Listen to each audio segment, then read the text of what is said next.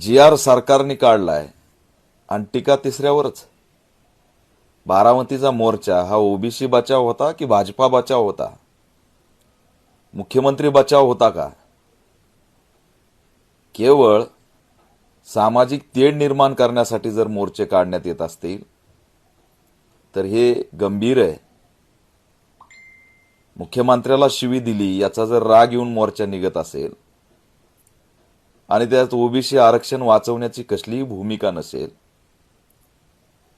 आंदोलन करणाऱ्या जातीला टार्गेट करणं, मुख्यमंत्री ज्या पक्षाचे त्यांच्या विरोधात ब्र शब्द न बोलणं, हा मोर्चा ओबीसी बचाव होता की भाजपा बचाव होता?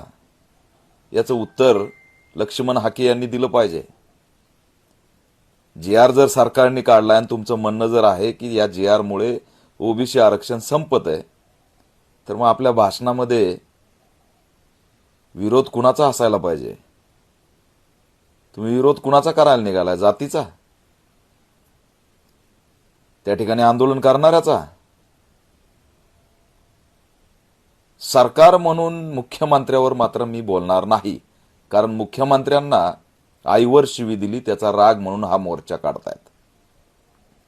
ओबीसी बांधवांना माझं आव्हान आहे की हे जे दिसतायत यांच्याकडं एका रात्रीत हे सगळं निर्माण करून रस्त्यावर दिसतंय ती त्यांचंच आहे ज्यांनी विभाजनाचा अजेंडा या महाराष्ट्रात राबवण्याचं षड्यंत्र रचलंय।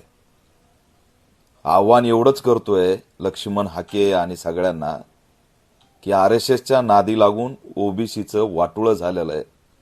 आता तरी आरएसएसच्या ट्रॅपमध्ये बसून विभाजनाचा अजेंडा मांडू नका आणि महाराष्ट्राचा मणिपूर करू नका।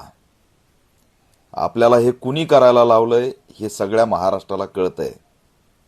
तुमच्या 1 तासाच्या भाषणात तुम्ही ज्यांनी अन्याय केलाय त्याच्यावर जर टीका करत नाहीत आणि समूहावर टीका करताय तर तुम्हाला ओबीसीचं काही घेणं देणं नाही। तुम्हाला भाजपचं पडलंय, भाजपच्या नेत्यांचं पडलंय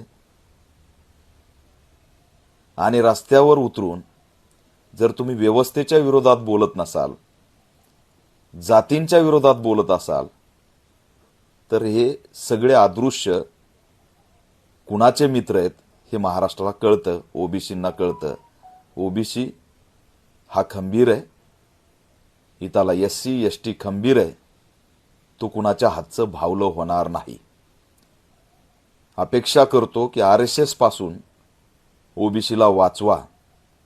आरएसएसला सत्तेत कोण बसवतं आणि आज तुम्ही जे करायला निघालात ते पुन्हा त्यांना सत्तेत बसवण्यासाठी मैदानात उतरलात।